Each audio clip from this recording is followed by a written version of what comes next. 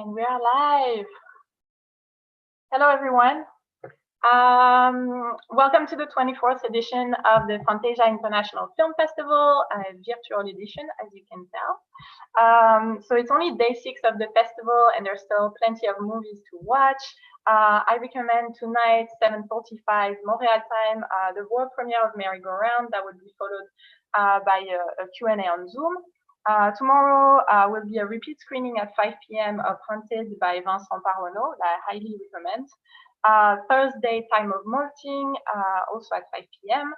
And at 9:30, the restoration of No Way Home by our dear friend Buddy Gianavizio, followed by a conversation between him and our programmer-in-chief, Mitch Davis. And Friday, don't forget to join us at 5 p.m. also Montreal time for the big birthday bash of Gary Sherman.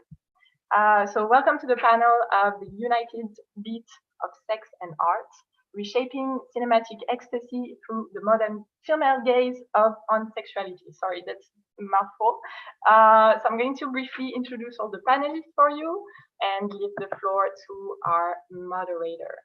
So first of all, we have the producer of an animated film, The Grave of Saint-Laurent, that's also selected this year at Fantasia as part of the Circo Animato Animation Short Film Showcase, which is available on demand in our platform if you want to check it out. She's an award-winning filmmaker, cinematographer in all genres, documentary and porn, co-producer and co-director of Morgana, Josie Hess. Hello, Josie. Where are you? I'm here. Hi. Welcome. So we have also ultra-talented silicone technician who directed her own stop-motion short Butterflies back in 2012. She's the partner in crime of Josie Hess, co-director and co-producer of Morgana, Isabel Peppard. Hello, Isabel. Hello. Welcome. The Down Under homemaker turned upside down porn filmmaker, and if you want to know more about her, you have to watch the documentary because she's the star of Morgana herself, Morgana Muses. Morgana, are you here? Oh, hello. How are you? Hi, welcome. Hi. So Morgana is available online on our platform on demand. It will be available until the end of the festival, so go check it out. Next up, she's a talented photographer behind the acclaimed art book Modern Horror Memoir. She's the director and writer of the short film Modern Horror. This is Nicole Bazuin. Sorry. That was perfect. I messed it up a little bit. I'm sorry. Welcome, Nicole. With us also, her brilliant debut feature world premiere in Sundance this year and was also part of the Berlinale. Jumbo is the story of Jeanne, interpreted by Noémie Merlan, who works at an amusement park and falls in love with one of the attractions. Welcome, Wittock. Hi. Hi, Zoe. So Jumbo is available live with a live screening, so that's a scheduled screening. So if you want to check it out, you have to log in Friday 28th at 9 p.m. So that's Montreal time, and there's going to be a repeat screening on Monday 31st at 11:15 p.m. So still Montreal time, so get your tickets. Also joining us, author of the Unfiltered Sex Workbook, Cam Girl, and screenwriter to the Fantasia 2018 alum, where she won the Best Screenplay Award for her psychological thriller Cam, is Mazzei. Hi. Hey, Isa. So Cam is available on Netflix now. So if you missed out on it back in 2018, please check it out. And last but not least, our moderator, founder of the sexually explicit media project Zero Spaces, writer, performer, and pornographer superstar Stoya. Hi. What an introduction. Well, so Stoya, as you know, he will be our moderator. So we're going to talk about for a good hour, even longer if you want to, and then open up to the audience questions. So stick around if you have any questions. And Stoya, the floor is yours. Thank you. One thing that really struck me today watching all of these films is 5 years ago, it would have been unimaginable to have a documentary like Morgana or a project like Modern Horror or a film like Cam. Like that just wasn't a thing that we assumed was possible. And I'm very curious for each of you, how did you get it right?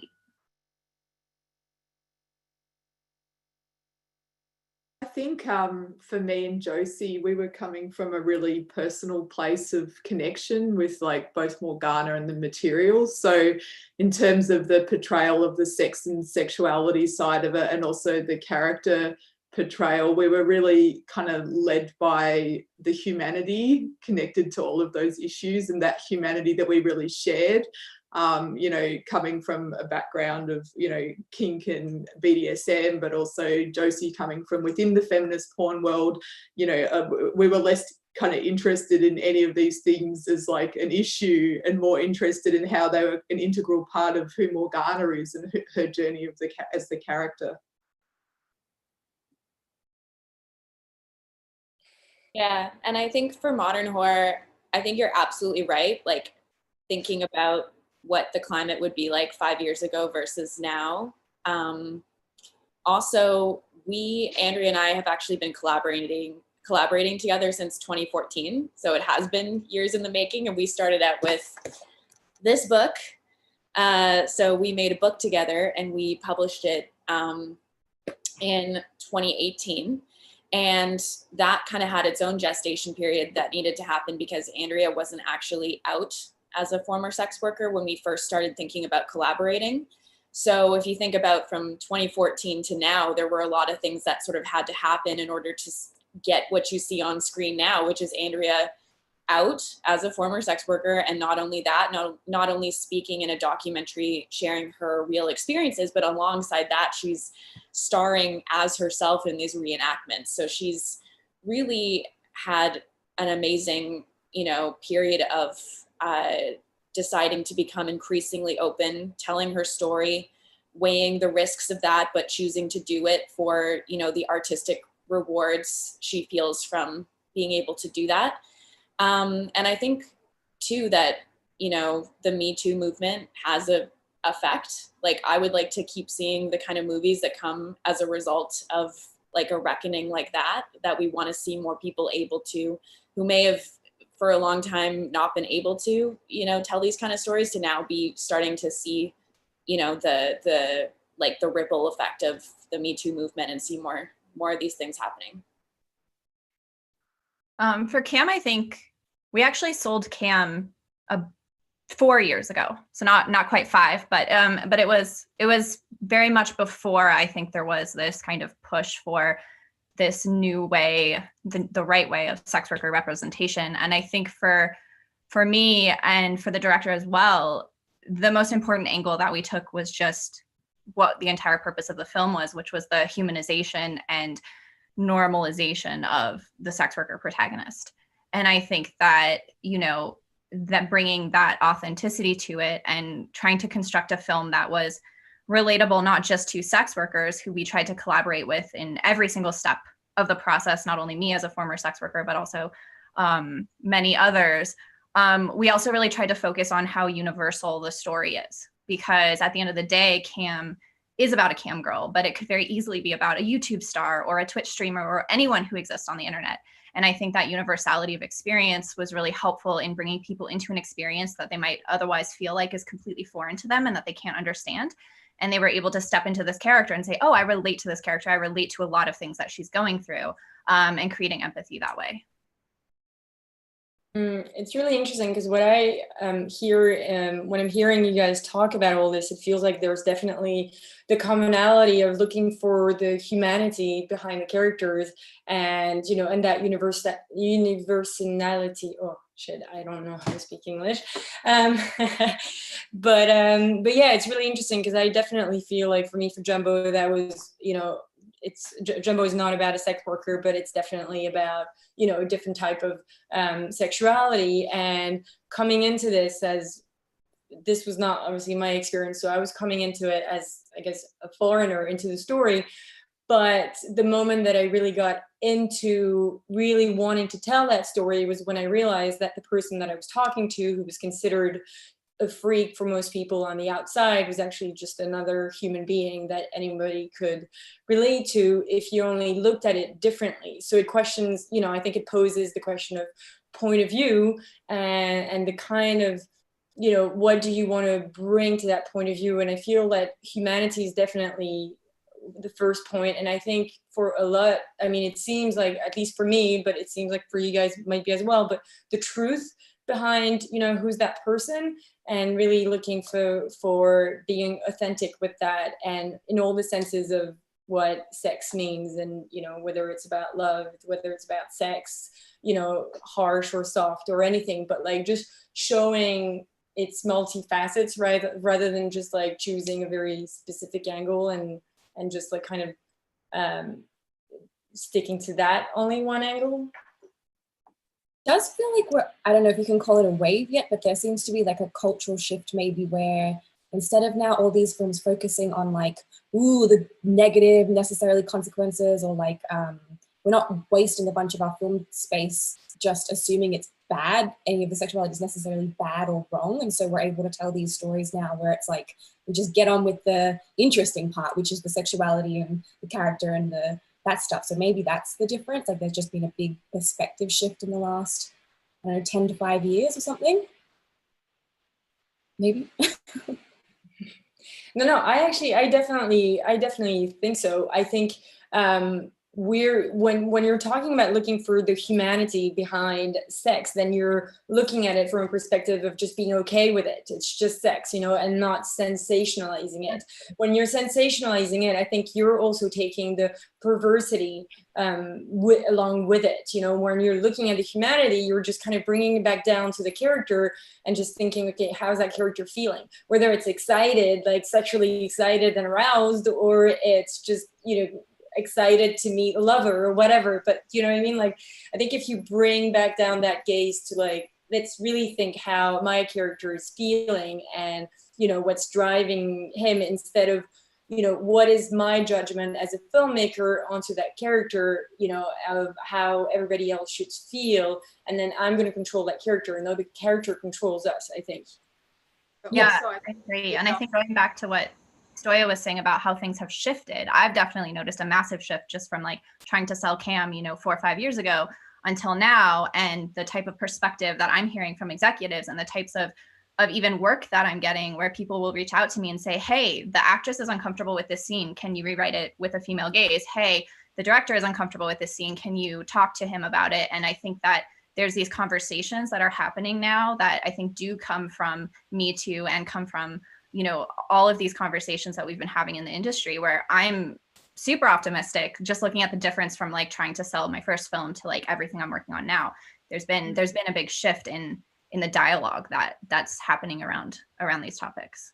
Well, I think historically, you know, because the film industry has been so male dominated, female sexuality or sexuality in film in general has kind of been used as a prop for like a male driven story, you know, and it's like a kind of an afterthought, and what the woman thinks about that is of no consequence, kind of, basically, you know, hasn't been something that's really been explored in a lot of depth, I think, in the way that it is starting to be explored through different voices now.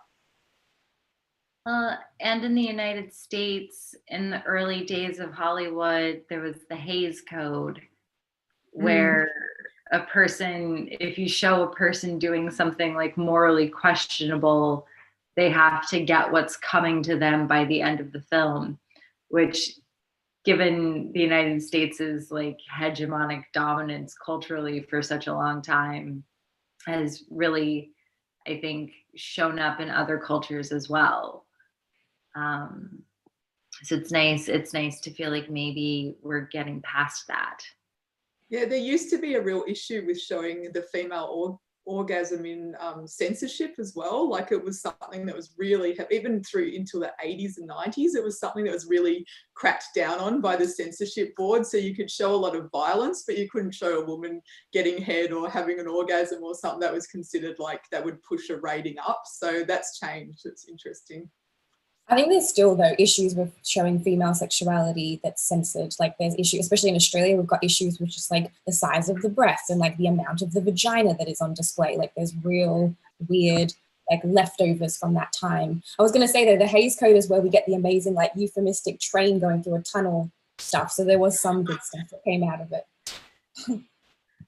Which is Australia and the missing inner labia. I will never get over seeing what was at some point my vulva, but while still attached to my body, did not look familiar anymore at all whatsoever in the pictures. We're a weird country. Morgana.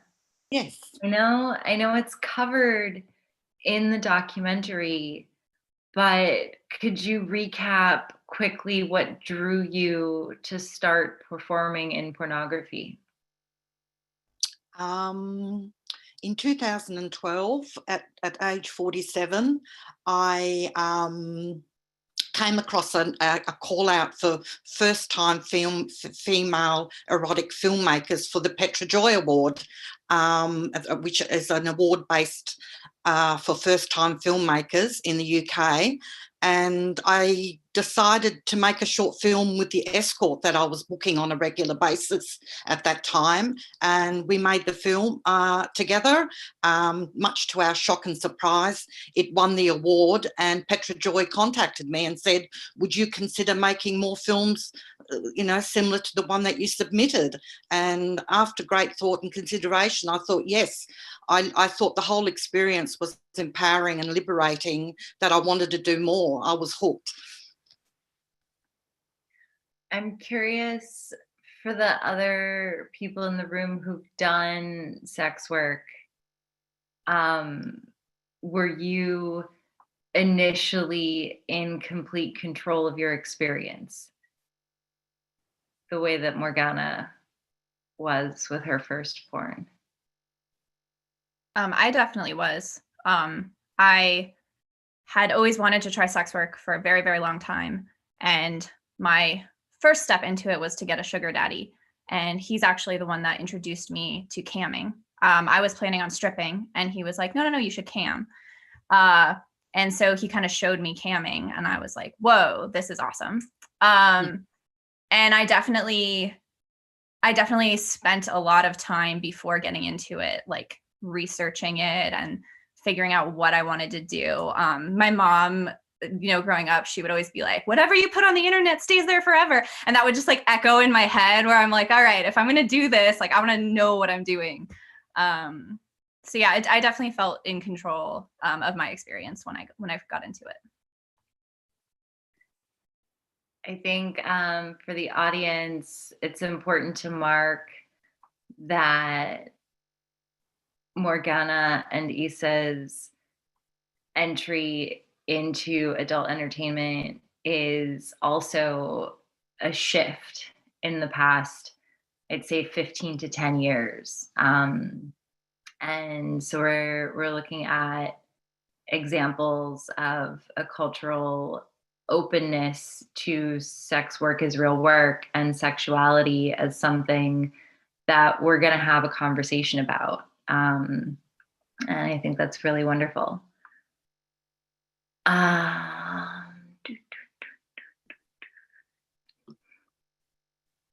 brain has gone blank. I should have made notes of questions. I did not.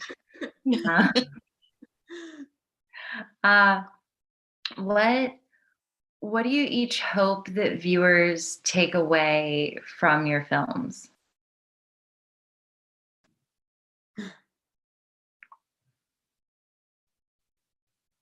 I guess for me, I think one aspect that I was working with Morg a little bit before we started filming for the documentary, and I was so inspired by just everything, the age positivity. Like I was imagining a future, I think until I met you, where it's like I think you do have to stop banging at a certain age, or I don't know, you just disappear into the oblivion or something. And I think to have now a future and a, you know, I see you, I see what you do, and I think I want people to just think, oh, there is a sexual future. You know, you can keep doing things that make you feel good and are pleasurable right up until whenever you don't want to anymore. And I think that's what I want people to realize, because I think I grew up in a very sexually liberated hippie household. Like, it just, sex was essentially like a non-issue for me. And so going through this process with Morgana, I think and I realized that there's this whole, like, it's people that you think are like from the 50s, but they are living now. They are being raised now in these extremely conservative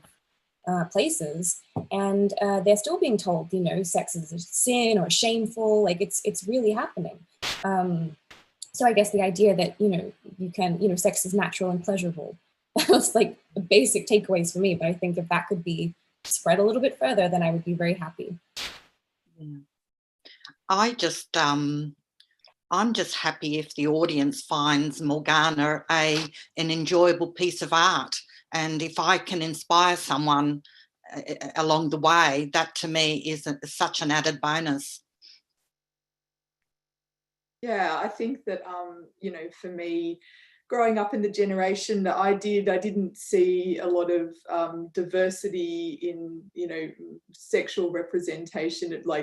I think I got the sense that only certain types of bodies were allowed to have a sexuality, you know, without being shamed in a way. So especially a visible sexuality, you know, certain ages, certain body types. And I think I grew up feeling a lot of shame about my body and kind of constantly looking and scrutinizing. And when I'd take a lover, you know, my feeling was of shame, you know, I'd want to hide away. And I just think that's so awful and so unhealthy, you know, that we're kind of brainwashed in a way to kind of just constantly evaluate and scrutinize and not just look into the mirror and see this body kind of with love, and that this body is, you know, worthy of a sexuality and, you know, worthy to kind of be seen that way. And I think for me to see the representation, you know, of Morgana on a big screen, kind of enjoying her sexuality in this way that she really has agency over, in a way that's very beautiful and kind of cinematic. You know, I actually found seeing her very liberating in a way,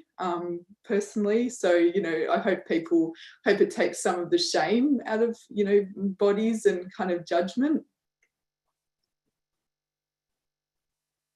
I think for Cam, you know, I never intended to make a movie. Like, that was not, I was just a Cam girl and I was living my life. And I was very frustrated with the way people would respond when I told them I was a sex worker. And I was lucky enough to live in an area that's pretty open-minded. So I never quite got people saying, like, shame on you. But what I heard a lot of was, but you're so normal. And, like, didn't you go to college? And do you need money that bad? And are you hooked on drugs? Like, do you need me to lend you money? And that was what was so frustrating to me, that people couldn't understand why I would want to engage in sex work just as a choice. And so Cam, what I hope people get out of it is, first of all, seeing that they can relate to a sex worker, that sex workers are normal people. And more than that, you know, relating to her ambition and her drive. And, like, we made a lot of choices in the film to reflect that. So, like, her cam room where she works is this, like, colorful, bright, saturated, amazing space where you want to visually be because it's beautiful. And then the rest of her house is kind of dull and drab and, like, run down. And so you want to exist in this space with her where she's able to be creatively expressing herself and her sexuality. And so there's a lot of little things like that where I hope people come out relating to the joy of sexual expression, the joy of sex work, and understanding that, like, this is just a normal girl doing a normal job, just like any sex worker. I think the aims for modern horror are definitely similar, and, like, along those same lines of humanizing empathy. And I think a really big one and a defining one for modern horror is also humor, and using humor, using it as a way to connect with an audience. You know, I think it's a great way to build connections, to kind of, you know, if people have their own assumptions coming into viewing this film, I think if they can be laughing along with Andrea at, like, the absurdity of these escort review boards, that's a great way to feel connected to somebody that maybe on the surface they may feel is an othered person. So I think, yeah, being able to explore humor, not to be afraid to, you know, include comedy with sex work, but also to show and try to aim to show, and this was a challenge to do in like 11, 12 minutes, but show some of the variety of the experiences that Andrea would encounter. Because a lot of the discussions we have are like, you know, we don't want to linger on the negative experiences at the expense of all the positive, joyful, you know, wonderful, loving aspects of the job that she felt as well. But we also get, you know, we don't want to necessarily only focus on the fun and joyous bits and not share the fact that, you know, there are a lot of very real dangers that providers face working in this realm because of there being no protection for them. So I think that, you know, that would be the effect we would want. And I think what I would love, like the film kind of starts out with, I wanted to do this kind of like pulpy fake movie trailer part. So you see Andrea and she's like a, you know, exploitation film version of herself that's kind of playing into all these assumptions somebody may have about what an escort does. But I'm hoping by the end of the film, you get a little more of a nuanced view of this person. You come away feeling like you know them a little bit, and maybe you've had a chance to walk in her shoes in a way to watch that movie. So that would be the takeaway. And then, you know, this is art with a socially minded aim. Like, it's not to directly bring a political issue into it, but like, we do want decriminalization of sex work. Like, there is a political side to this work. And I think that's the kind of like impact that we would like to have ultimately. Yeah, it's funny that you mentioned humor as being something that you wanted to use in your work. It's definitely something that I wanted to use as well. And I think, you know, it's so important when you're talking about subject matters that might be, you know, I think on the edge of the spectrum for most people. I think it's really important to be conscious of the opposition that there is as well to certain subject matters and treatments of, you know, subject matters. And I think that humor is a great way of saying, you know, it's okay to be uncomfortable with this. It's fine. And let us kind of, you know, show you a different way, maybe at looking at it, you know, and come and have some fun with us as well. And I think, you know, interestingly enough, the name of this debate is like, you know, the united beat of sex and art. And I think for me, the idea of unity and sort of bringing a universal message into this world is about also letting, you know, every kind of mentality express themselves as well, because I think, you know, unity is about diversity. So the more diversity of opinions that you can sort of regroup into your film, the more tolerance you're also sort of going to bring to your film and, you know, ultimately into this world. So yeah, so I guess for me, you know, I definitely wanted to treat the subject matter with a lot of, you know, sensibility and from a dramatic point of view, but the humor as well for me was very important in terms of letting the audience feel okay with being uncomfortable with the subject matter, and then kind of telling them, but hopefully at the end you're touched, you know, and so what you come away with is the humanity, but on the way you were allowed to doubt, to hesitate, to maybe not really go, but kind of go, and then in the end you're kind of, you know, hopefully you get there. So yeah, so I think for me with Jumbo, you know, taking such an extreme sort of sexuality and, you know, in a metaphorical way as well, was for me a way to question as far as I could sexuality, and at the same time push for more tolerance. So when we say female gaze, what do we mean? I don't know.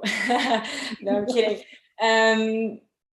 Well, to me, and I might be on the opposition of everybody else, I don't know, but you know, I'd rather we be talking about gays because than just female gays. I do think there's a difference between, you know, female gays and man gays, but I just think that as an artist, you know, I like to come in as an individual, bringing on like a perspective on the subject matter, and sometimes I feel like it's a little bit reductive to be like, well, this is, you know, a female gaze, because I'm not like, we're so different from each other. We're bringing so many different, you know, kind of point of views on stories.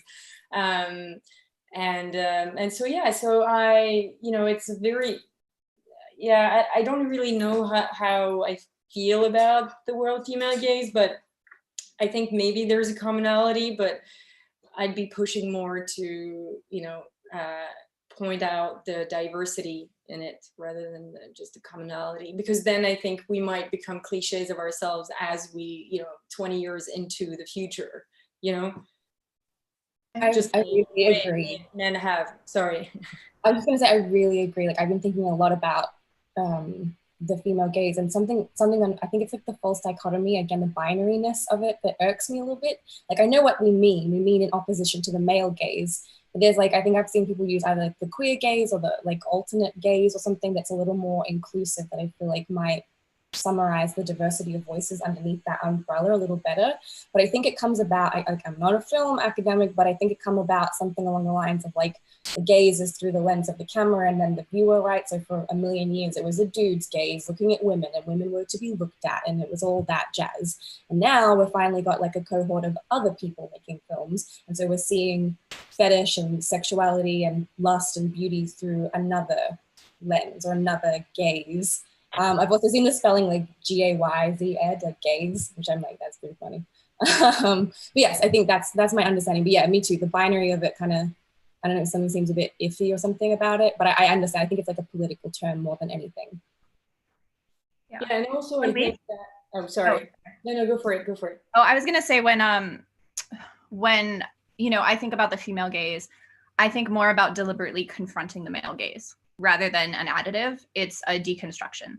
So for Cam, we encountered a lot of things like, I had this realization, our DP was a woman, our director was a man. I was on set as a full producer, and something that we confronted a lot in our conversations with each other is that filmmaking has been historically dominated by men since its creation. And there are a lot of things we do on set, and a lot of the ways we frame shots, and a lot of the ways we light shots that come from a male gaze without us even being aware of it. So I can think of like two examples when we were shooting Cam. One is there's a moment when the main character is straightening her bow tie in a mirror. And our wonderful DP framed the shot, a beautiful shot, lit it, it was perfect. And what I saw was a woman's breasts on camera without her face.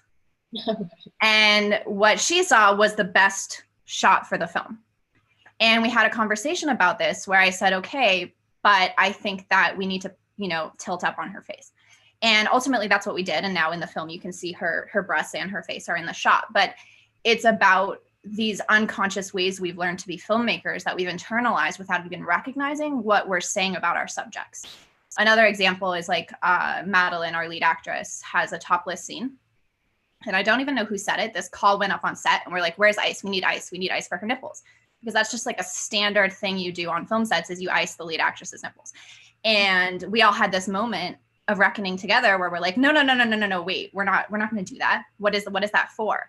But it had to be a constant conversation on set between all of us of confronting each other and discussing and breaking down what we're doing in every shot with the lighting, with, you know, the actor's body language, to make sure that her sexuality and her performance of her sexuality came from her and from her character, and not from the lens of the camera, not from the director. And so that was a really interesting process. And so I view the female gaze more as a deconstruction and confrontation of the standard accepted historically male gaze, rather than something completely different. I'm sorry to talk about it again, but I feel like that's an excellent way of thinking about it. And it makes me think of shooting porn with Morgana specifically, because Morgana, you come from such like a non-filmmaking background, and your splat drafts where you put your ideas together for your, you know, the journey or the experience you want to explore. And like a lot of time, queer sex doesn't have the same arcs that a traditional scene would. Like there isn't necessarily beginning, there's beginning, middle, and end. We definitely end at some point, but there isn't this linear sort of path. And so all of I have to like fight against my sort of filmmaking background in order to be like, okay, we're gonna go this way now, and we're gonna shoot it in this way, and we have to make sure we capture it. It's completely true. I haven't really thought about it like that, but it's really, you're right, like every step of the way you are fighting what you've been taught, what is the best way to do things. And it's so baked into everything that it's a constant unlearning. And you're right, like even the icing of the nipples, or like even still sometimes we on set are like, wait, why are we covering this up? Or why are we not showing this part?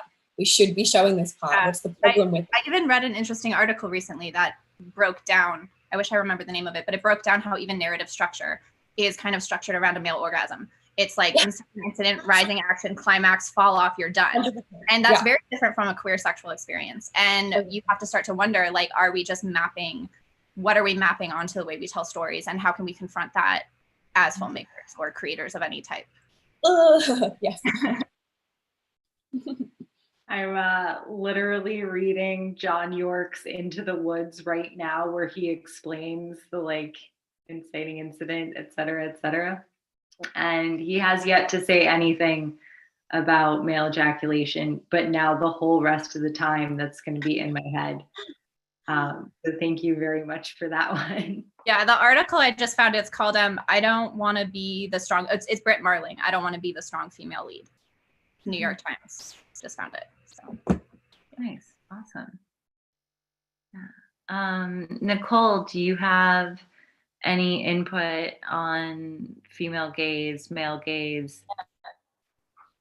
Yeah, I think it means a lot of things to me. I've just been like, I don't know, marinating on that question, but it's like, for one thing, I get really excited about how empowering it feels to just have control over the camera. I don't know, like to be part of just, Josie, you were mentioning historically how many, it's just men. It's like the biased male gaze as, throughout film history. And I feel like it's exciting to be in a place where, like, I feel like as a filmmaker, I can point that camera myself. I can be attuned with my own instincts. And along with that, my own bias. Everyone has a bias coming into being a filmmaker.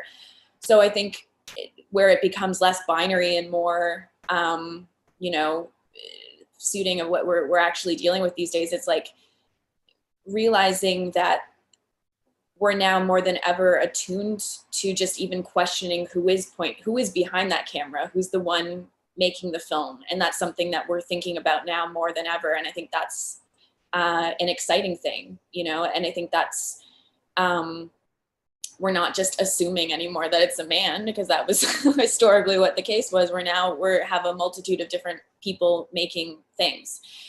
So in that way, I'm excited. In that way, I'm excited to just have an unabashedly, female woman identifying perspective. I think how I experience it is interesting. I feel like making, shooting the erotica that I've sort of erotic tinged, if you want to call it erotica, but the sexually charged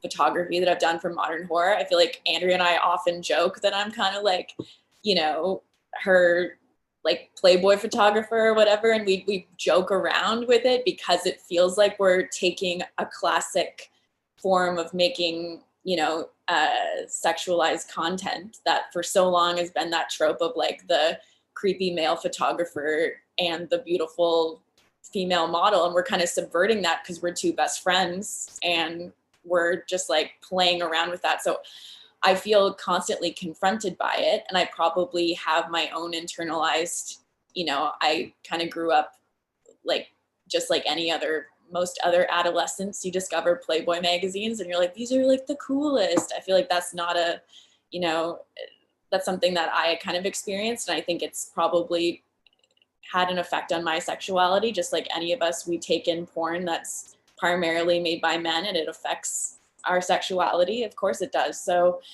I think to me, it's just like, it's a really interesting, multifaceted conversation. But ultimately, I'm really excited to have the ability to make films and have control over that. And I'm excited to see like more stories by like a very diverse set of filmmakers.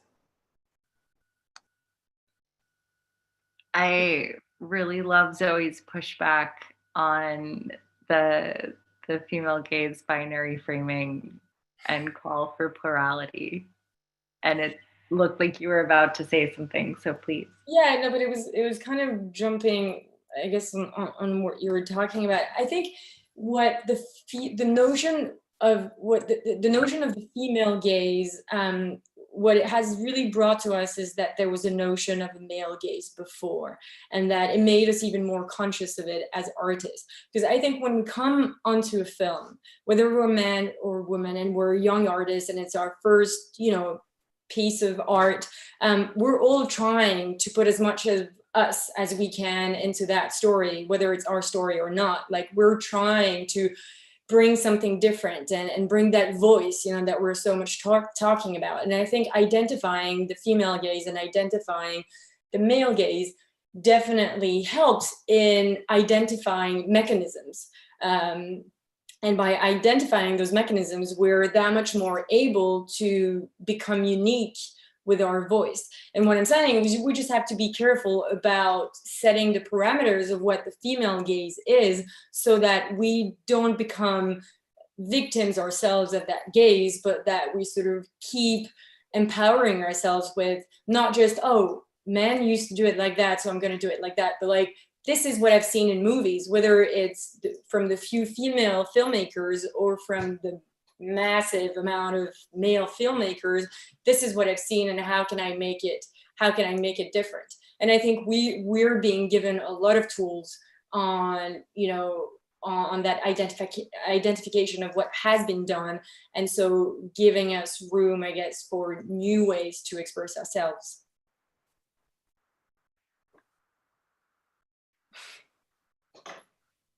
Awesome. I'm curious what references were used for each project. Like, what was it like, oh, this is inspiring, that's inspiring?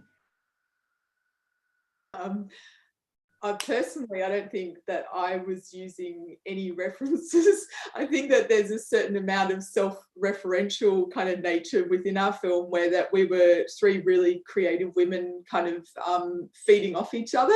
So basically Morgana would do something like her amazing Phoenix installation, which is a giant kind of shibari installation, and that would feed into our creative process, where we'd respond to it by kind of building the backstory to what she made, and that would feed into something that Josie and Morgana did together. So we kind of had this really interesting creative call and response, like between three women, in terms of sparking each other off, and different visual journeys that kind of contributed to the metaphorical structure of the film. But I don't think, like, personally I went in with any references. I'm not sure. Josie, do you remember anything? I think because it's doco, not as much this time, maybe more in the construction. When we went to Myth, I think we watched like things like Kate Plays Christine, things like that, where we were like, you can go mega meta now or something, where we like definitely got inspired a few times across the way. But no, I think referentially the film's pretty like internal, inward looking, because of the nature of it. But I guess like reference, I mean, stylistically, I guess like is like your work obviously is part of the miniature stuff, like that's where that creative stuff comes from. And then I guess Morgana's films, like, and I guess those styles again are really like from Morgana. So no, I think it's very inward looking, which I'm not sure if that's good or not, but it is. So Morgana was the reference. Yeah, all the time. Hopefully.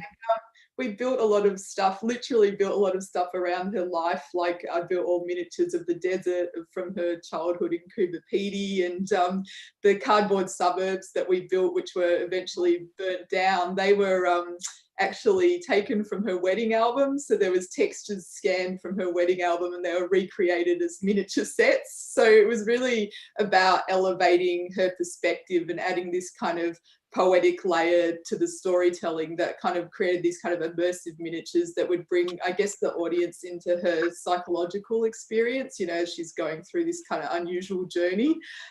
So Morgana, you were our muse and our inspiration.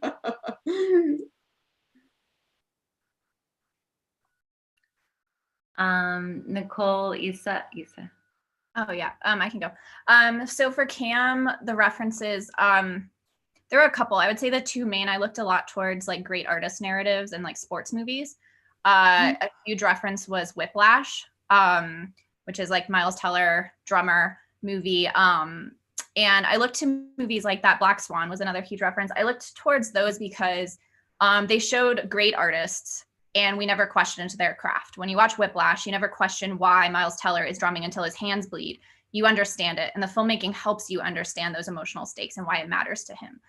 So I definitely modeled a lot of Cam off of films like that and these great artists and great sports narratives to try to, mimic getting an audience to understand and relate to that passion and that drive in the same way when you watch a sports movie, you're like, I get it. Like, you don't need to be explained the stakes. You don't need to understand why you're rooting for the protagonist. I also looked a lot to Cronenberg in general, like all of his films, because something that I was really aware of was not wanting the sexuality and the violence to be gratuitous. And I feel like, especially Cam is a horror movie, and often in horror, violence can be used just for shock value or, just because it's cool looking. And I really wanted to stay away from that. And I think Cronenberg does an excellent job as a director of always taking violence and body horror and gore. It always comes from a very deep thematic place or a very deep place of characterization. And so I looked to that a lot too for the moments of violence in Cam, making sure that they were there to say something deeper about the character and about the themes that I was exploring. And for me with modern horror, I think a big reference would be Errol Morris. And so, for instance, The Thin Blue Line, like the idea of incorporating interview with reenactment. And for me, just kind of like, I'm very inspired by thinking about documentary in unconventional ways and not necessarily feeling like a pressure to conform to a classical, like any kind of traditional thought about what a documentary should be. So that artistically was very exciting for me to think about, like, oh, why not, embrace scripted scenes? Why not, kind of do that in order to really, again, with that effort of let's pull the viewer into Andrea's world. If we can use this hybrid format as a way to do that, then great, because she's also a performer that's so versatile. She's got the ability to be charismatic in interview, but also actually play herself in reenactments. For me, it's like, why not just try to craft a film that can show all of that sort of range of talent and use it to the best of its ability. So yeah, I think someone like Errol Morris, his films have they're documentaries that are just, the visuals are stunning and compelling and evocative. That would be a major influence for me. Yeah, and for me, I'm always so afraid of being too influenced by the film. So I'm already so influenced from memories of seeing so many films. So I tend to not watch films for specific reasons. I really try and stay away. And if I think about a film, I think about a memory of that film. So for me, it was more, I guess the biggest challenge on Dumbo was really how to bring to life that kind of inner fantasy life of my main characters. So I really went for looking more into the surrealist movement, Belgian surrealist movement painting, into, how to create a world, how to give a new meaning to a simple object, and suddenly like kind of twist it around and just show a different perspective on something that should be maybe just a teacup or, but suddenly it becomes a whole fantasy land. So for me, yeah, I guess, being Belgian as well, it's always been an influence in my work. And it was one way of I thought, bringing poetry to something that is condemnable in the average life, and so bringing a new perspective on things. So yeah. I think poetry is, in a loose way, sort of a uniting theme with all of the projects being represented here tonight. The layers of the miniatures and Morgana's explicit work woven into the documentary, the creative license with the scripted scenes in modern horror, even the use of violence with Cam. It's all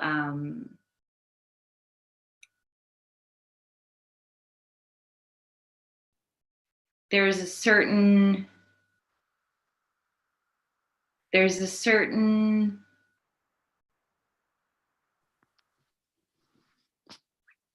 delicacy and attention to detail that's taken in each, that I think is really wonderful and wanted to mark.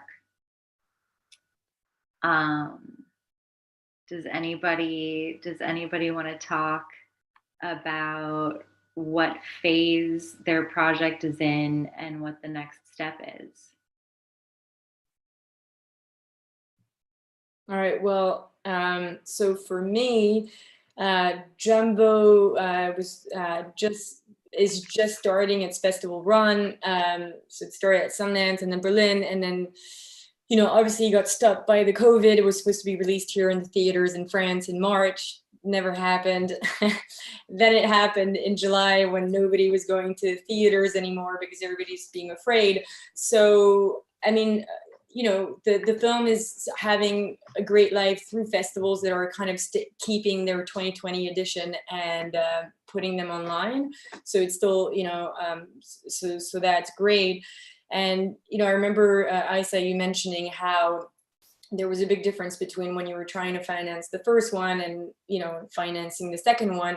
And I think that aside from the experience, obviously, that you gain, you know, from a first feature to a second, there's definitely, I think, such an interest at the moment for original stories about characters that we haven't really been explored that much in cinema. And of course, that's a lot of female characters, because we haven't seen like lead female characters being explored with subtlety that much in movies. So my next project is, you know, I didn't choose to, but it happens to be again about a woman sort of on the edge of society. And yeah, so it's being written and starting financing soon. Yeah, hopefully a lot more.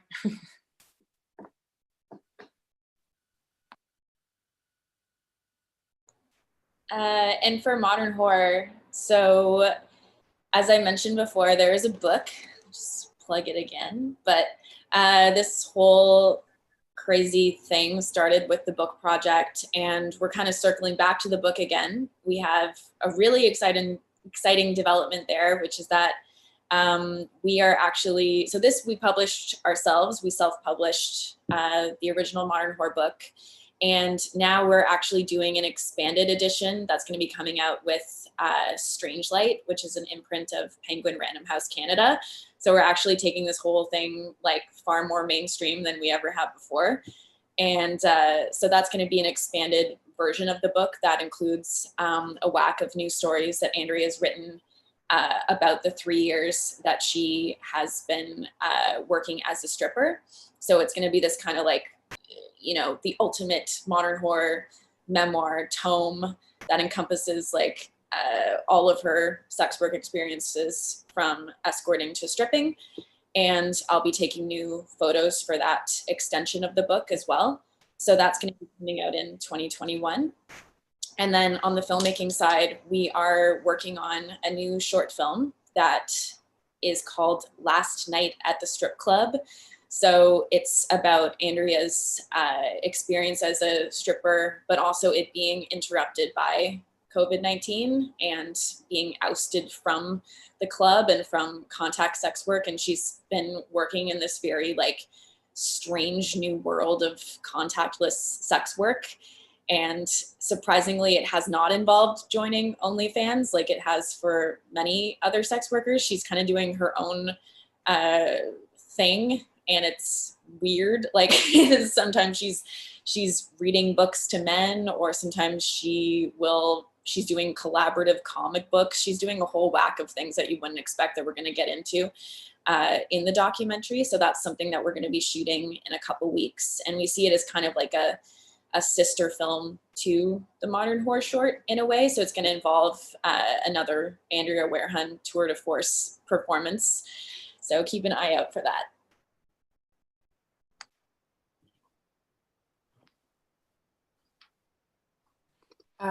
So obviously Morgana also in the festival circuit at the moment. So we did all our premieres in Australia, and now we're moving on to international, which is really exciting. Like we've just done Thick Monterey, and obviously now Fantasia is, you know, we're on a panel with you guys, which is amazing. And maybe Iz, you can speak a bit about that, but me and Moggs, our latest film is about a disability activist and full service sex worker. That's we just found out that's getting a screening at Berlin Porn Film Festival, which has also gone online, which we're super psyched about. And yeah, I think we're just looking for, like, again, it's a bit hard in the life of COVID to be like sexually inspired, which is usually how Morgana's films come about. So we're just waiting, Morgana, for your next like brilliant idea to go. Yeah. Any minute now. Yeah. Yeah. So I've been writing a feature horror hybrid with kind of live action and animated elements, because I've come from a background of directing stop motion animation. And I've also received some funding to make a stop motion virtual reality project, which is perfect for this this COVID time, which is explores the internal world of a woman, where you actually go from outside of her body into the chambers of her heart and meet the kind of personalities of her internal demons, essentially, and that's called the Demon Parade. So those are the two projects that are keeping me busy. So Cam, obviously it's on Netflix, so that's kind of done. But I have 3 projects in the work right now. I have an interactive movie, which I'm really excited about, kind of allowing, it's also horror. So kind of, you know, that moment where you're like, don't go into the scary basement. And then you can choose not to go into the scary basement and kind of see what happens there. So kind of talking about female agency and victim blaming in horror as a genre. I have a video game that I'm doing that I'm really excited about. Also horror, everything I do is horror. And then I'm also currently remaking a 70s horror movie that I'm really excited about too. So kind of, I'm very interested clearly in technology and kind of mixing digital experiences. So that's kind of the focus of everything I'm doing. Awesome. Thank you so much for zooming in. And I guess let's move on to, here's Celia. Hey, yes, thank you guys so much. I didn't want it to interrupt all of that. I wanted to listen to more of it. But yeah, let's open up to the audience question. I'm gonna start. I have my own question actually. There are a couple of questions in the chat, and I encourage the audience to ask more if they want to. Now is the time. But my own question. So as a film programmer, as a festival, obviously, I think I want to bring more of those stories forward. I'm really enjoying you know, seeing all of your movies and bringing them forward. And yeah, I want to know, for me as a programmer, like, how do I find more of those movies? You know, sometimes it's difficult. You know, they don't naturally come through the submissions, or like I you know, I do a lot of my own research, and obviously sometimes you know, it's not too easy. And also on the other side, what would you recommend to other filmmakers on how to reach out to festivals, and you know, how did you know, manage to distribute your film and bring your film forward?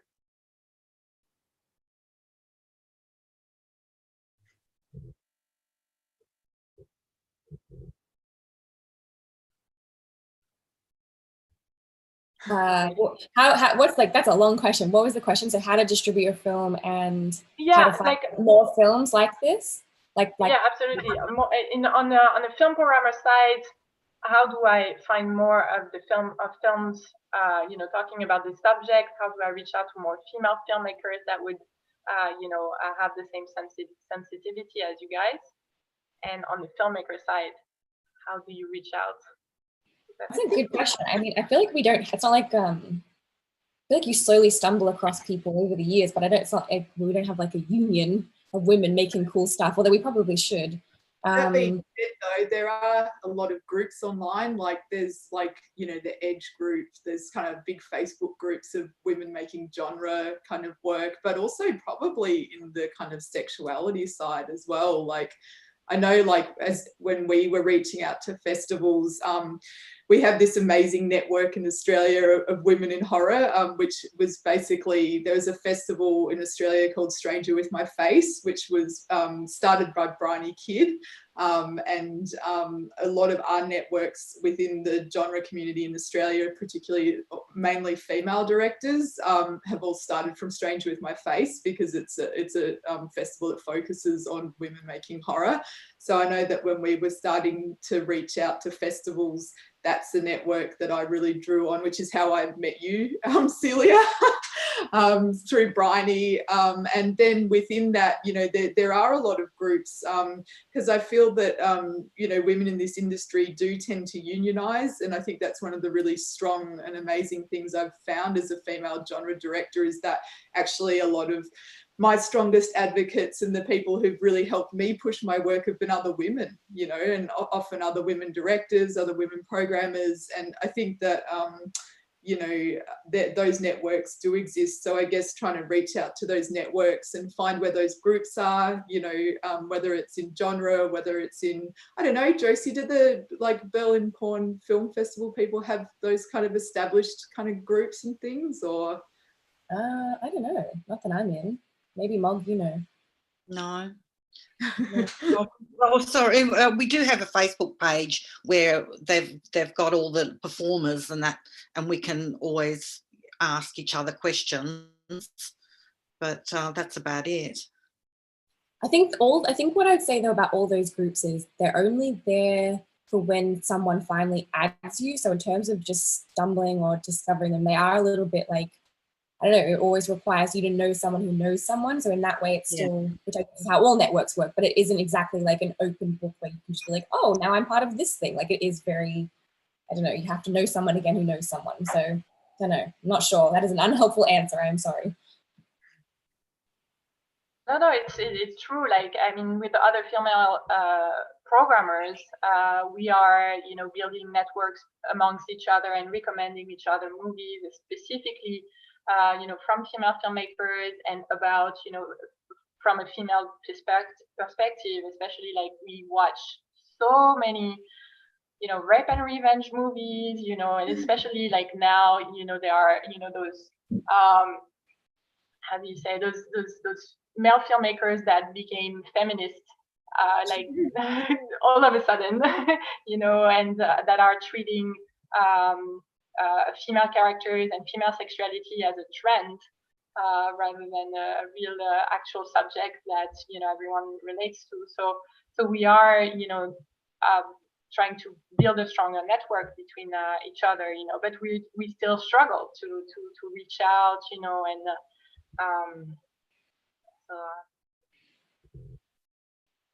Nicole, how did you find for you the distribution side of things, and your own network? Sorry, do you mind repeating the question? How about you? What was your own experience with distributing the movie and reaching out to festivals, and do you have your own network? Yeah, trying to think about that. I think like doing this kind of work, it's really interesting because sometimes, it's a lot of hustling to get to the point where you get any kind of like stamp of whatever the like general public could consider like a legitimizing stamp of approval in any way. I think like, being programmed by South by Southwest was like a huge game changer for us. And I think sometimes that's just what happens when you're kind of doing something that may be edgy or, part of a shift that maybe is going against the status quo. And I don't know if there's an easy answer for that. It kind of goes back to Stoya's first question where she's talking about, you know, looking 5 years ago versus now, the evolution that's happening.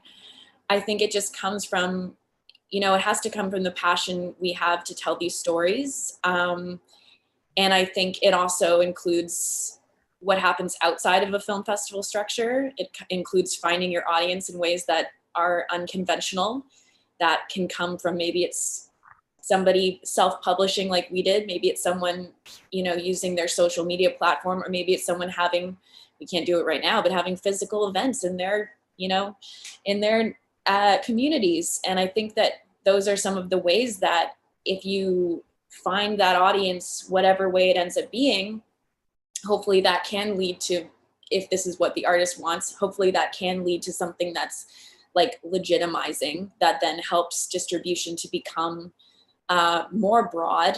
But I think the cool thing about it for people who are doing things that are, you know, that are pushing boundaries, is that they don't necessarily have to rely on that kind of traditional distribution anymore. I mean, when we self-published our book, we were then told that because we self-published it, we would never be published by a legitimate publisher after that, because that's what an agent told us at one point, because we had made the mistake of self-publishing and now nobody would touch it. Well, that was wrong. So I think it's also, it's perseverance, it's believing in your project. And then hopefully you can kind of have the life that it, you know, will have. But I think another thing that's important is it's really cool that you've, you know, Fantasia's supported our projects by programming our films. And I feel like for myself as a filmmaker, when I see a festival that has a film that I feel like relates to the subject matter that I'm, you know, working in, then that makes me feel more confident to approach that festival, because it's like, I feel like they may be a kindred spirit situation where they're going to appreciate it. So I think that's part of the process too, is like through programming us, you will hopefully get more like along these lines. So that's important as well. No, yeah, absolutely, absolutely. One of the first work that I do, especially like a lot of you know, women would think, you know, oh, Fantasia is a strictly like horror film festival, and it's very like, you know, male oriented or whatever. And for sure, yeah, bringing more of those films help out a lot to for those filmmakers to relate to us a little better, for sure. And I have a comment from Jenny in the audience who says September is Women Directors Awareness Month, so also a good time to look for ways of boosting your social media profiles to promote your work. So actually, Jenny had a comment earlier that I find interesting. I don't know if you would like to comment on that. She says there have been films on subjects like this emerging from the lesbian and queer women's community for a lot longer than 5 years.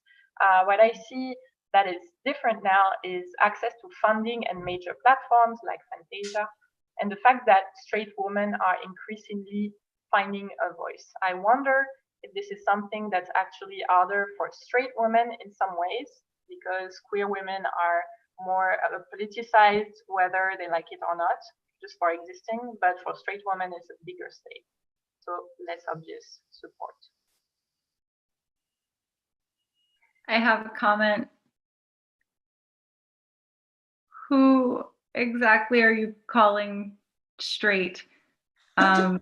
Just from what I know of Morgana's work, like.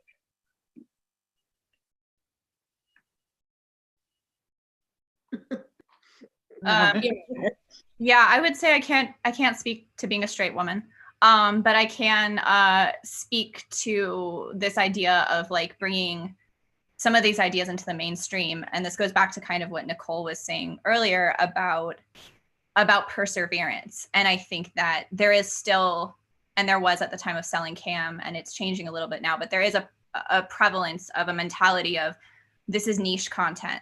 Female sexuality is niche content. Queer content is niche content.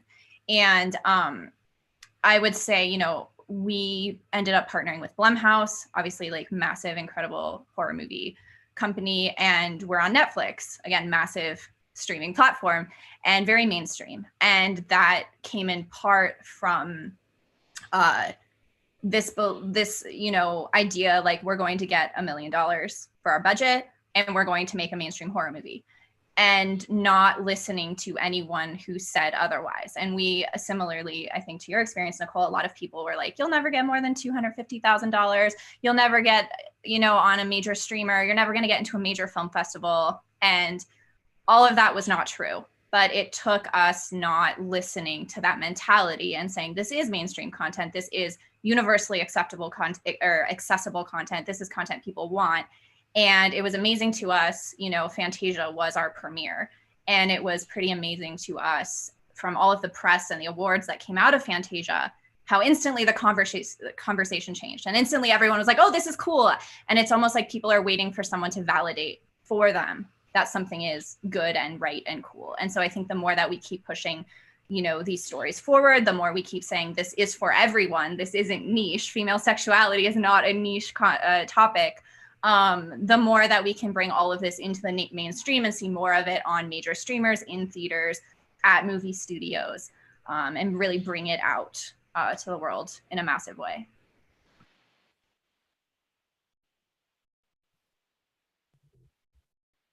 So a question from Michael. Despite being male, I want to write scripts with good roles for women. What are some easy things to avoid that you constantly see for docile and strong female characters alike? I would say first read that article I was talking about called "I Don't Want to Be a Strong Female Lead," Britt Marling. I would say read that. And, I think there's a couple more concrete tips I would have, which would be, one, something that's very useful to do, have women read your work, like give it to them and then listen when they criticize it, and whether or not it's about your portrayal of a female character, be open to the feedback and be open to the experience of relating to your characters in a new way. And I know, that can be hard as a writer sometimes, but something that was really important with Cam was recognizing, like, I'm not the only sex worker in the world. I'm not the only cam girl in the world. I don't know everything about this world. And so making sure that other cam girls and other sex workers in different fields of sex work were reading my work, were watching edits of the film, and were giving us their opinion and engaging with it, and making sure that there was a consensus on, the representation in the film. And so I think that the more you open your work up to female and just collaborators and in general, and just getting their opinions and listening to them is really useful. And another strategy that I use sometimes that I think is really useful is sometimes I'll get a script in and the director will be like, well, I don't know why my female character isn't working. And a really easy thing is to just gender swap your character. Just gender swap your character and then see how it feels.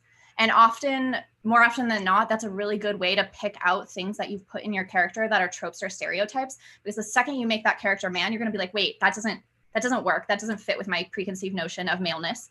And you're going to start looking at the character in a more deconstructed way that hopefully will help you pick out the things that are biases or stereotypes and not actually coming from this individuated dynamic character that you're trying to build. Really great advice. Anyone else? I guess just reiterate, hire female script supervisors or something. Like, definitely get women in there. Get women in your writers' rooms. Like, that's the best way, for sure. Absolutely. A question from Roman. Did you, I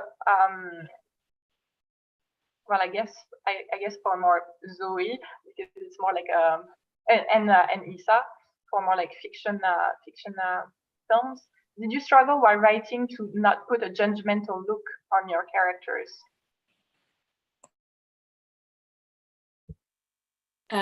Yeah, for sure. But I think, my film was inspired by a true story. So it all came from meeting Erika Eiffel, who married the Eiffel Tower.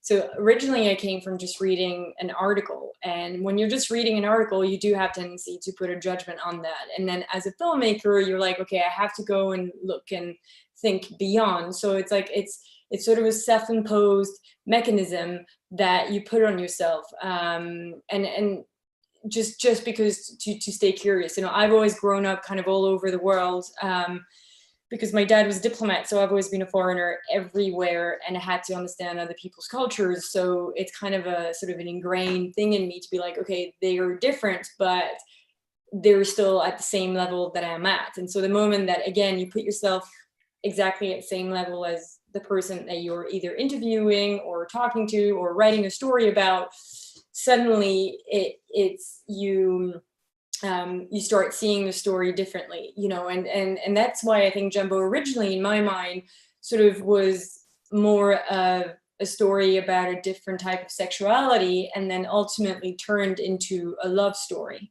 with sexuality involved in it. But that's because, you know, when I stopped looking at Erica from my perspective, but I really started putting myself instead of like in her shoes, then, you know, I realized, well, you know, she's talking to me about love every 2 seconds, and she's talking to me about, you know, this like beautiful Prince Charming story. So why not, you know, believe in it? And so I think it's just a constantly reminding yourself of where you stand as a filmmaker when you're writing with your characters. You know, Isa, you were mentioning earlier, just, you know, when you're starting to feel like, oh, is this authentic or not in terms of gender, just do a gender switch. And I think it's the same thing, you know, when you're talking about your main character, is like, oh, is this authentic or not? Put yourself maybe, you know, in her shoes, telling that, and see, is it authentic enough? Is it real? Could this come? Like, do I understand her really? And then the moment that's right, I think you can happily sort of move on to think, okay, well, I'm not putting any judgment, or at the least that I can. Oh, sorry, Eva. Oh, sorry. Was it? I thought it was directed at me. No, go ahead, please. Oh, I was just gonna say, with Cam, I think that, you know, since I was coming to it as a sex worker, I never really struggled with judging my protagonist, because there was so much of me in my protagonist. And I think that something that was really cathartic about the filmmaking process was the ability to, through her lens, judge everyone else that I was maybe feeling was shaming me or putting me down for my choices in sex work, and being able to kind of manifest those ideas in the characters that surround her, you know, her brother's friends and her mother, and the way that society looked on her, and being able to kind of talk about those judgments and bring those to life, I think was really just like a really useful experience for me, for sure. But didn't you have, when you were writing those characters, were you not you and the secondary characters, so you were putting, I guess, your character's judgment on them, but were you in a way careful about not stereotyping them as well into, you know, the external people who don't understand anything and suddenly are judging every 2 seconds? Or like, did you think about that while writing, or were you just like, no, I'm just having fun with this, who cares? Or No, I mean, I absolutely thought about that, because I definitely wanted, I mean, I base most of my characters off real people and real experiences and real conversations I've had. And so, you know, there's a scene with her mother where you see her mom struggling to accept it. And I think she says the line like, I get this whole feminism thing. And you see this kind of struggle within her mom to like accept it, but still being judgmental of it at the same time. And I think trying to pull that nuance into those characters was really important for me also, to kind of understand where their judgment was coming from. People in my own life who might judge me. There's a girl in the movie who's her friend in high school, and who's very much based on people who I went to school with who shamed me for my sexuality, and being able to kind of write her and try to understand where she's coming from in her discomfort, and how that might come from a place of internalized shame and internalized misogyny rather than a place of just judgment. It was super interesting and a useful experiment as a writer as well. Yeah. cool. The question from Maud, we talked a little bit about it, but maybe we can develop.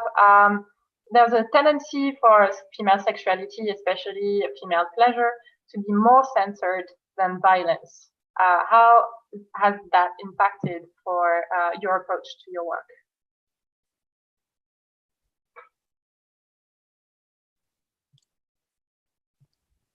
That didn't really impact us because I guess to this point we've been more of a festival film, so we've been able to play uncensored. But I imagine if we were kind of more looking towards broadcast and things, it would be a big issue. We do have some very explicit material in our film, and we got to see the last shot, which those who've seen the film is kind of quite a big full frontal kind of smash shot on a big screen in a cinema, completely uncensored. So I guess we've been quite lucky, but I think that's because film festivals do play things uncensored and unrated. Josie. Yeah, I was just thinking, like, I remember we did test screenings because we're a documentary, so we had to do a couple of screenings to make sure everything was making sense, which was really helpful to the process. But we kind of censored it ourselves, this end shot, and I guess, like, again, you kind of need to see the film, but it is like very explicit. A shot of Morgana's genitals. That's you, Mom. But yeah, so I think we censored it and thinking that that's probably what would make people more comfortable. So we kind of censored that ourselves. And the response from the audience was like, are you like, no, you have to show it in its glory. Like it doesn't make sense in the context of this film to show, to not show that. And I think the other feedback we had was like, even though our film, you know, it has all of Morgana's explicit work in it, we didn't shy away from, you know, it's part of the story, you know, but everybody keeps telling us it doesn't feel pornographic. And I mean, I have a huge problem with that because, like, what does it mean to feel pornographic? I think that's a weird thing, but I kind of know what people mean. Like, I think they just mean it's in a narrative and therefore it makes people comfortable. Like you're showing this explicit stuff in a way that makes sense so you can understand it or something. And so it doesn't make people as uncomfortable as perhaps if it's just smash cut to genitals or actual porn. So yeah. By the time the explicit stuff comes in, you're already on such an emotional journey with the character. You know, you kind of gotten to know her and you've gotten to understand her backstory. So all of the kind of sexual elements are so kind of integrally tied to her emotional evolution and her personal evolution as a character. And I think that you get to know her as a really whole person. Like, she goes through a few cycles of kind of evolution and death and rebirth in the film. And so then by the time you see the most explicit shot in the film, you've come to accept the whole kind of human that she is. So that's, you know, that's kind of the moment that, like, this is everything. It's like this kind of vortex of power, you know, and you've come to this understanding of this woman, and then it's like bang. And I think it's, you know, you've accepted her fully, body and soul, and really gotten to know her by the time that the most explicit shot appears. So I think it's tied with that, you know, it's tied with her evolution. We do have, though, I'm sure all of us have faced this in the marketing aspect, even especially on social media. Like, you have to blur the fucking nipples. You have to not say pornography in your copy so that you can boost a post. Like, there is, you know, me and Mog, our work gets shadow banned all the time. Like, we had our entire Vimeo deleted from our, you know, where our short films were housed just for submission. So I think in the marketing aspect, there definitely can be, I don't know, a little bit of, I don't know if it's not really censorship, but there's definitely restrictions in terms of marketing a film. Yeah, like we can't promote our trailer on social media, for example, and our trailer is not explicit at all in any way. You know, we can promote our Kickstarter when we had to do the Kickstarter to raise the primary budget. You know, it certainly gets in the way on that side of things. Yeah, I think, you know, in sort of echoing to the marketing, the moment that you're financing, the bigger the scale that you're financing your movie on, the harder it is to sort of get some scenes across and some themes just across, you know. For me, making a movie about a woman who falls in love with a merry-go-round, you know, on the page, not that many people were crazy about, you know, giving us like 2 or 3 million to make the film. So that was definitely a huge challenge. And I remember the very first draft of the movie, which was really a lot more centered on the relationship with this woman and the machine. And it just, like, even though you could have interest from artists, you know, on the script, it just wouldn't pass in terms of financing. It took us 6 years to finance the film, 8 to release it. And And that's because of the whole fantastical aspect of the film and the poetry and everything. We just needed money. We couldn't make it, just pick up a camera and make it, or it was a very different take. And I really wanted that sort of fantastical element to the movie. And so I remember being at times very frustrated with my producer, who would always be giving me like feedbacks on the story, you know, in regards to distributors. Distributors will want this, and they will want this, and they won't want this, and if you do that, then you won't sell it. And so you're always kind of fighting at first. But, and mind you, she's obviously has the best of intent. She wants to make the movie and she loves the script, but it can be a difficult challenge. And, you know, as long as you have a good artistic team kind of surrounding you and protecting you along the way, I guess that's how you protect your film. But I think there's always a bit of a at least for me, there's still some frustration and some things that I kind of, you know, had to keep out. And maybe that's because my film was financed within the French system, which is meant for the theaters. So it's not meant for festivals, even though you hope to get into festivals. That's not our first aim. The first aim is the cinemas.